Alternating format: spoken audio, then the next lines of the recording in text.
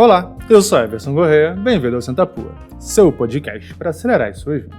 No programa de hoje, eu quero falar de novo sobre a PUC, lá do Rio Grande do Sul. Pelo menos para as próximas semanas eu estou com um projeto de trazer um pouco de cada uma das aulas, não um resumo, não é a aula, mas alguns pontos que eu achei que eram interessantes e que são muito legais, que eu gostaria de compartilhar com vocês, porque traz uns insights legais, traz alguns ensinamentos que a gente pode usar no nosso dia a dia na área de vendas. Legal? Então a primeira aula, e eu vou fazer de acordo com o cronograma da PUC, tá? Então, para ficar bacana. A primeira aula foi a oficina de planejamento, estrutura e ações de vendas com o Sandro Magaldi. Eu vou deixar, se você for lá no meu Instagram, senta.a.pua, eu vou deixar linkado no Instagram do Sandro Magaldi, dá uma olhada porque ele tem bastante conteúdo legal. E aí na aula dele, que é essa oficina de planejamento de vendas, ele traz algumas dicas, alguns pensamentos, algumas estruturas que são bem legais para a área comercial e que é importante da gente entender. O que é legal na aula dele? Ele já começa contextualizando. Para quem não conhece o Sandro, ele começou a vender na década de 80 e hoje ele é palestrante, ele é um consultor para a área comercial. Então é um cara que tem uma estrada gigante, que tem muito conhecimento, que vivenciou a mudança de postura do cliente. E ele começa a aula dele basicamente falando isso. Hoje o jogo mudou. No passado, o processo de compra do cliente, ele estava praticamente ligado ao vendedor. Porque o vendedor era o especialista, era o cara que conhecia do produto e o cliente ele era mais passivo na negociação. Ele tinha menos poder de escolha porque ele conhecia menos o produto. E aí quando você estuda o processo de compra do cliente, em que o cliente identifica que há uma necessidade, ele precisa de informações para entender, né, como ele corrige aquela necessidade. A necessidade a gente pode chamar de dor ou problema. Informação é o que ele pode fazer para resolver essa dor e esse problema. Aí ele vai atrás das alternativas, que são os fornecedores, até a compra. No passado, o cara sentia dor e ele não sabia onde procurar, não sabia quais eram as alternativas e a compra. Então era numa prospecção que se achava esse cara, olha, eu realmente tenho essa dor. E aí o processo de compra meio que estava pronto. Então se você identificasse o cara, ou se por acaso ele te perguntasse, ou se chegasse por uma indicação, a venda estava feita, porque era difícil o cliente ter uma visão maior do produto, do projeto. E era mais fácil dar valor, porque o cara não sabia todas as implicações. Hoje, mudou. O cara identifica a dor. Ele vai no Google e aí ele já sabe muitas informações sobre o produto, sobre o problema, como resolver.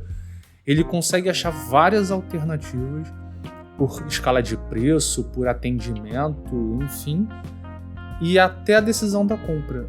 E hoje, o cara pode fazer todo o processo sem depender de um vendedor. Nas vendas transacionais, a participação do vendedor ela vai ficando cada vez menos importante, porque o cliente ele já está tomando... Não que o vendedor não venda mais do que um e-commerce, por exemplo, mas muitas vezes o cara compra sem dar a oportunidade de interagir com o vendedor. Então, o processo de compra mudou. E isso é muito importante. Esse ensinamento, esse pensamento que o Sandro traz na aula, ele é importante para a gente da área comercial entender. Eventualmente o cliente já chega para a gente com tudo na cabeça, ele já sabe até como funciona. Por exemplo, eu que trabalho com treinamento corporativo, ele já sabe o que ele quer. Só que, isso é difícil porque você precisa eventualmente tirar da cabeça do cliente porque ele acha que sabe. Mas o processo de compra mudou. Enfim, isso é muito importante e quando você entende esse processo, você sabe que muitas vezes o cliente já vai chegar em você com a ideia pronta. Então, qual é o papel do vendedor nesse momento? Ou antes disso acontecer? Ele passou a ser um papel de influência. Por isso as redes sociais passaram a ser tão importantes para o profissional de vendas. Conhecer e qualificar leads faz com que você tenha... você converse com o teu cliente antes dele perceber que tem a necessidade. Para o dia que ele tiver a necessidade, ele já pensa em você e já te usa como fonte de informação. Então ele passa a confiar em você e ele já te traz como uma alternativa mais importante, porque você tem autoridade de falar muito sobre aquele assunto. Por isso é importante influenciar o teu cliente, ou o teu lead, ou quem você quer vender. Uma outra coisa que é legal, essa primeira aula dele, né, vai falar sobre necessidade, informação, sobre como você deve influenciar o teu cliente, o que você deve fazer para gerar valor, o que é importante, ele pontua bem as diferenças entre preço e valor, e aí é legal porque ele diz o seguinte: na cabeça do cliente, quando você está conversando, ele já está montando os custos daquela aquisição. E custo não é só grana. Custo é tempo, custo é energia, custo emocional, custo de poder ficar parado se ele trocar, por exemplo, uma solução. E para saber se o negócio é barato ou caro, o valor percebido tem que ser maior do que o custo. De novo, não é só custo financeiro. Às vezes a grana tá ali, tá até barato, mas o resto não vale a pena. Então isso é importante de entender no processo de compra do cliente, o que ele pensa. Para você montar valor, você precisa entender esse cenário. Na segunda aula dele, aí ele vai falar sobre a atuação na área de vendas mesmo, a atuação do vendedor. E aí como você potencializa a tua chance de vender mais. Ele traz um fluxo simples: segmentação, qualificação do lead, abordagem, interação e follow-up. Então não tem como discordar. Hoje é uma coisa que eu converso com o meu time com uma certa frequência. Não adianta a gente tentar falar com todo mundo, porque todo mundo é muita gente, e quando você quer falar com todo mundo, você acaba não falando com ninguém. Então é importante segmentar. Existem diversas formas de você segmentar o cliente, então depende do que você vende. Mas, por exemplo, para a área de educação e para a área de treinamento corporativo, qual segmento que compra mais treinamento? Depende do tipo de treinamento que você vende, mas, de maneira geral, são empresas que estão mais preocupadas com o desenvolvimento dos colaboradores. Como é que você acha esse tipo de companhia? De maneira geral, são empresas grandes, ou multinacionais, ou as empresas que estão no top das melhores empresas para se trabalhar. E aí você tem diversos rankings. Você tem tanto o ranking geral das melhores empresas para se trabalhar, mas você tem, por exemplo, as melhores PME para se trabalhar. Provavelmente, essas empresas estão mais preocupadas em contratar treinamento, em desenvolvimento dos colaboradores, do que as empresas que não estão nessa lista. E outra coisa que é legal, se você olha quais são os segmentos que se repetem nessas listas de melhores empresas para se trabalhar. Provavelmente o segmento ele investe nesse tipo de treinamento porque ele está ali próximo. É comum que essa concorrência se copie. Então essa é uma forma, por exemplo, de segmentar, de abordar, falar com um público específico. Ele tem uma matriz de qualificação de lead e ele faz uma curva ABC. Eu não sei se eu concordo muito com a forma como ele qualifica o lead, mas faz sentido dependendo do seu negócio. Eu acho meio difícil de fazer esse tipo de qualificação. Talvez faça mais sentido se você tem muito lead a ponto de poder desprezar uma parte e tratar de maneira diferente. Para ter uma curva ABC, eu vou ter um cara mais especializado atendendo no cliente A, um público um vendedor menos especializado que dê menos atenção para B, e o C a gente vai comprar no e-commerce, senão não compra. Faz sentido se você tem muito lead. Não é a realidade, pelo menos das empresas que eu conheço. A gente normalmente tem dificuldade de conseguir lead, então não sei se eu concordo muito. É algo que eu não faço dessa forma, mas faz sentido. O que eu gosto da aula dele, ele vai falar um pouquinho sobre abordagem. E aí o que é legal? A abordagem do vendedor moderno, do profissional de vendas moderno, tem que estar ligado ao processo de compra do cliente. E o processo de compra mudou. No passado você falava com o dono da empresa, ele comprava e acabou. Hoje você tem tanta gente para falar e cada uma das pessoas que está no processo de compra tem um nível de poder naquele processo. Eventualmente o poder é nenhum, no máximo um poder de influência. E cada uma dessas pessoas tem uma necessidade, tem uma dor. Então, por exemplo, Se você vai falar de treinamento corporativo com um RH, com uma diretoria de RH, com um analista de RH, com quem está preparando o treinamento, faz sentido você falar sobre a qualidade do treinamento. Faz sentido você falar sobre quais são os aspectos humanos que você vai melhorar, quais são as técnicas que as pessoas vão aprender, qual vai ser o ganho que você consegue proporcionar para aquela área de RH. Mas se você vai conversar com um financeiro sobre treinamento corporativo, já não dá para falar sobre ganho humano, sobre motivação, sobre redução de turnover, porque isso não faz sentido. Pelo menos não de maneira direta. Você pode falar, por exemplo, se você quer falar de turnover, qual é o teu custo de turnover? Se a gente diminuir, eu consigo reduzir teu custo aqui. Hoje você tem um problema pontual, por exemplo, sei lá, você tem folha de pagamento.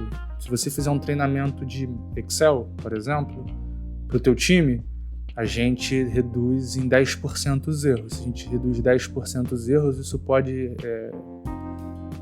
significar tantos mil de redução de custo anual, por exemplo. Enfim, você tem várias formas você tem que mostrar o ganho, o valor, pensando em quem compra. E pense o seguinte, tem várias pessoas envolvidas no processo de compra. Então, para o financeiro é uma mensagem, para o RH é uma mensagem, para o CEO é uma mensagem, para o usuário é outra mensagem. E é importante ter em mente que há essas diferenças. Entender valor, primeiro, parte do pressuposto que você entende o que a pessoa enxerga como valor. E enxergar valor parte do pressuposto que você entende que aquele cara tem uma dor. Tem um exemplo fora da aula do Sandro, mas na minha carreira, uma vez eu liguei prospectando para um cara, ele era controller de uma empresa dessa de plano de saúde. E aí eu vendia na época terceirização de folha de pagamento. Aí eu liguei pro controller e falei assim, olha, eu queria falar sobre terceirização, redução de custo na folha de pagamento. O cara, não, folha de pagamento é no RH. Aí eu falei com ele assim, olha, eu não quero falar sobre folha de pagamento, eu quero falar sobre redução de custo com folha de pagamento. Isso é com RH ou é contigo? Aí o cara, não, é comigo. Vamos marcar uma reunião. Então faz sentido quando você pensa em entender como é que você entrega o discurso, entendendo qual é o valor que a pessoa dá. Isso é bem legal, o que ele pontua na aula dele. Ele tem dentro desse processo, né, dentro desse fluxo, na abordagem, ele tem uma estrutura de interação com o cliente que é legal, que você tem uma proposta de valor que você cria antes de ir para o cliente, e a proposta de valor está em você levantou quais são as dores potenciais daquele cliente, talvez você já tenha tido uma primeira reunião, uma primeira conversa, ou que você estudou antes, um planejamento, então você se planeja com essa proposta de valor para o que você vai levantar, como é que você vai questionar o cliente na reunião, pré-pitch, que basicamente é todo o momento que do início da reunião até a hora que você vai entregar o seu pitch, né, o que você vai falar sobre o seu produto. Então, basicamente, o pré-pitch é um momento que você vai fazer um interrogatório com o cliente. De novo, você não é detetive do FBI. Você vai entrar numa reunião com o cliente pensando quais são as informações que são importantes para que você enxergue o mundo nos olhos do cliente. Então, por exemplo, como eu faço? Qual a estrutura que eu uso no meu pré-pitch? Você tem política de idioma? O cara vai ter que responder sim ou não. É uma pergunta fechada. Beleza.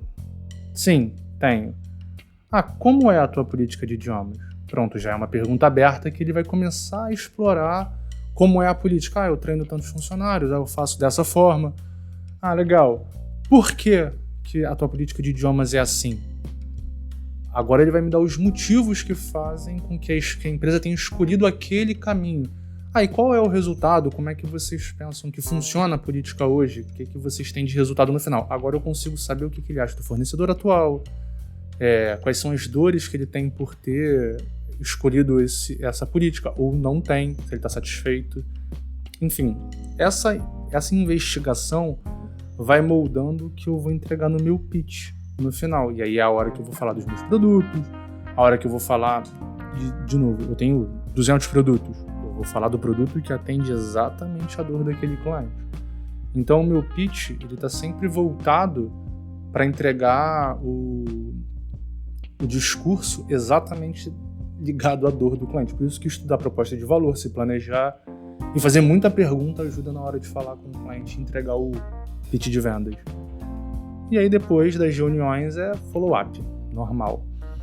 Então essa estrutura é muito importante, ela ajuda a gente a entender como o cliente vai comprar, ou nos ajuda a vender, entender como funciona o cliente. E aí no final ele termina falando sobre a importância dos KPIs, sem que você começar a entender quais são as suas taxas de conversão, qual cliente converte mais, qual pitch converte mais, quais são os scripts que funcionam melhor. Enfim, se você tem lead suficiente para entregar a tua meta, quantos leads você precisa para virarem oportunidades para que, enfim, se tornem vendas, quais são os vendedores, você consegue começar a comparar os vendedores. O KPI te dá a visão de gargalo, onde você tem problema. Geração de lead, conversão de lead em oportunidade, conversão de oportunidade em venda, enfim, por isso é importante ter o KPI. Então, super recomendo a aula do Sandro. De novo, recomendo o Instagram dele, o Facebook, o YouTube. Tem muita informação legal pra gente que trabalha na área comercial. Sempre bom ele ter um podcast também, acho que é Magaldcast. Enfim, acompanhe o trabalho dele lá, que é bem legal. Beleza? Aquele abraço.